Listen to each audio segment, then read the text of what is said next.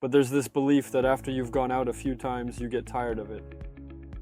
So, how many years have you been sailing, and have you ever gotten tired of it? So, when I moved to Bulgaria, I got all the documents for my residence permit in 2015. And I brought over my first boat in the fall of 2015. And I started sailing with it all through 2016. And so, I walked the whole 16th, 17th, 18th, 19th, 20th, 21st, 22nd, now the 23rd is starting. But for now, we are sitting on the boat. I am not walking yet. 2023 is starting. I'm just sitting on the boat and not sailing. There's a little boat waiting for you. I don't know what will happen next. I don't know, there's one little boat that's waiting for you, but still. I don't get tired at all, not at all. I often live on the yacht during the summer, sometimes even for more than half the year. Well, I mean the season. Because in Bulgaria we don't sail in the winter, so we lift the boats up for the winter and basically we don't do any yachting here in the winter. After all, this sea isn't as warm as the Mediterranean or the Caribbean, for example. Especially since it's not in the southern hemisphere. So basically living on a yacht here isn't really feasible. Well, I mean... Well, my advice is, if a person has Bulgarian residency, not citizenship, but residency, then it's definitely more comfortable, especially if the person is Russian. It's more comfortable to take those 6 months that are allowed, or however many months are permitted for entry into Turkey, and just head to Turkey, to the Antalya region. Fethiye, Marmaris, those areas, and spend the winter there. The crossing here takes literally 2 to 3 weeks. Well, 2 is fine, it's quick and efficient. 3, well, just leg over leg. And that's it. And it's totally fine to go there and come back, and it's more comfortable, warmer there, and without any problems. Because in Bulgaria, it can even get below 0 in the winter. Well, sitting on the boat in freezing temperatures isn't great. Well, yes, good boats have heating, Webasto systems and so on, but I don't know how comfortable that really is. Especially since the idea is that you shouldn't just sit on the boat mindlessly, but you should actually be sailing somewhere. So in that Turkey, you can actually sail. The peak of enjoyment is having a beer, and that's where it all ends. This is an underrated country from a business perspective. And when she said that, she bought a yacht for 250,000 euros. The dumbest question is there still a sea in Bulgaria? Well, that's the first dumb question. Then, those who are a bit knowledgeable about geography say, wait, are there yachts in Bulgaria? The second question, there are yachts. And the third question is, wait, are there marinas in Bulgaria? It's more beautiful there. There's more sunshine, more islands, more marinas, more services, and it's more of everything. So if he lives here, then his yacht should be here too. Okay, let's keep going. I'll put it this way, I had a bunch of questions written down, but first of all, we've already covered some of them, and I've come up with new ones, so sorry, I'm just gonna shoot out what comes to mind. Look, even though you don't own a yacht, you manage to go out on the water all the time, and every season, you're on a boat that's not yours, and so on. On the other hand, the story with the yacht club is that, as you say, the people there are from poor characters who didn't buy yachts with their last money. Now, question, people who are young and want to somehow break into this crowd? How to do it? Because, well, okay, I was like doing business there, understand some of my own approaches to how to do it when I myself wanted to dive into this story. That is, the first thing I started doing was looking for acquaintances, people who could guide me, because the right person will immediately gently guide you correctly. There are a lot of people who are interested and want to try, but when it comes to expenses, especially for charters, well, let's not even talk about Bulgaria, where chartering is not really developed at all. But anywhere you want to charter a boat without a captain, like in Montenegro, Turkey, and so on, it costs a pretty penny. And that's just for the minimum, let's say, for a week.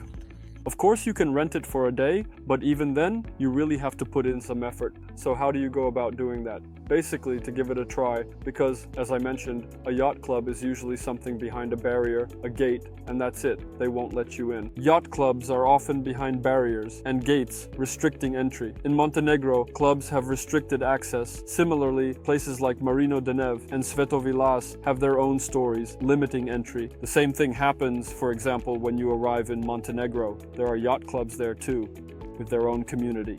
You come in, and everything is closed off, so you can't get in. Even here in that Marino de Neve, Svetovilas and so on, they also have their own story going on. You're a person who doesn't really understand this whole scene. So, okay, you arrive at the marina and there's a checkpoint where a guard is sitting telling you that you can't go any further. Well, that's not the case everywhere, but generally speaking, what should I do? The internet is your friend.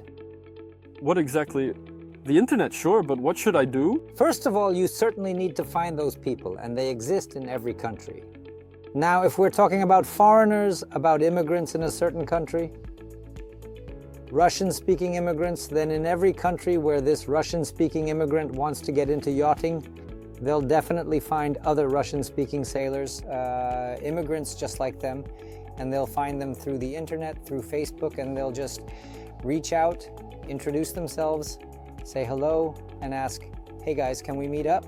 All the yacht people are absolutely super friendly and democratic, so no one is closed off, and there are no ropes or barriers, no crowns on their heads or anything like that. So you can totally meet these people, chat with them, and just share what you want from this experience. Yes, renting a yacht is an expensive pleasure. So what are we doing in Bulgaria specifically? In Bulgaria, I have day trips for yacht practice every year. I'm gathering a group of people who actually don't have a yacht yet, but want to give it a try. And we go out for a day sail. It's budget friendly this way. We gather a team, head out, and set the sails right on the yacht. I have these trainees, as I call them, who set the sails, stand at the helm, and take control. I'm basically sitting here like I am right now. So I just say, okay, okay, okay. And we even dock. Well, it's clear that docking is the most challenging situation. If a person has no experience with this at all, then of course I take care of it. But everyone always helps. So if people go out with me for yacht practice, they are definitely involved in docking, setting the sails, taking the helm, all of that, right? And this is the first step to get to know each other, to chat, to really connect. And this is the first step to get to know each other, to chat, to really connect. After that, you can make further decisions about whether it's right for you or not. Get to know each other, and after that, you can make further decisions about whether it's right for you or not. And now about those further decisions. What to do next after you've tried it out?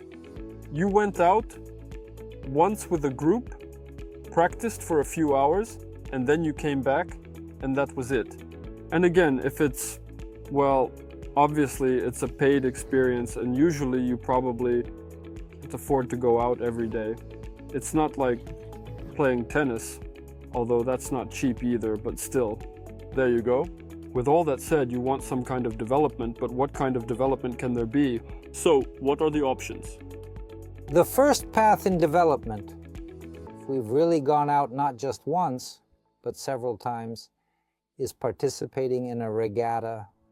For example, in Bulgaria, there's a regatta named after the yacht, the first Bulgarian around-the-world sailor who circumnavigated the globe on that yacht. Right now, that yacht is in a museum in Sofia. I don't remember. It was between 1976 and 1978 when I was just a kid. By the way, I know that person, Doncho Papazov. He's there at their club in Sarajevo, and he always comes to Sofia in the summer.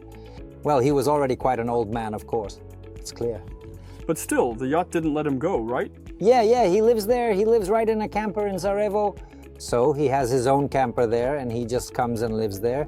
He likes Sarajevo. It's a calm little town without hustle and bustle of tourism, but at the same time, it's very colorful and quite pleasant for a vacation. So I think if we look at it from a yearly or seasonal perspective, let's say, we understand that the season is just summer. Seasonal participation, the entry of a young person into yachting, involves those first steps, going out with me as a crew member for practice. Understanding for yourself in this process how well it suits you, whether you can do it or not, whether you succeed or not. This is the first step. Well, there should naturally be several outings. Then, maybe you could go for an overnight stay. With night transitions, for example, take a day. Not just one, but 2 or 3 on a short charter, specifically with a captain, with a skipper.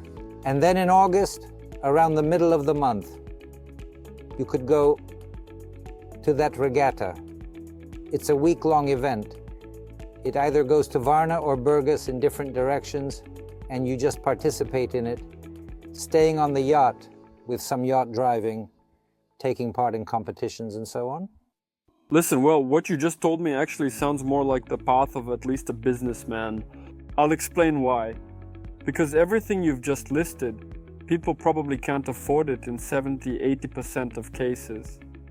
Moreover, they can afford, let's say, to go out just once, maybe for a few days at best, like some kind of mini cruise, but that's where it ends, I mean in terms of money.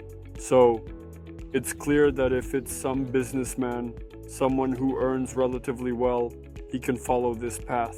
But if we take, well, a completely ordinary person, right, with a completely ordinary and far from high-paying job, then he can't afford this path.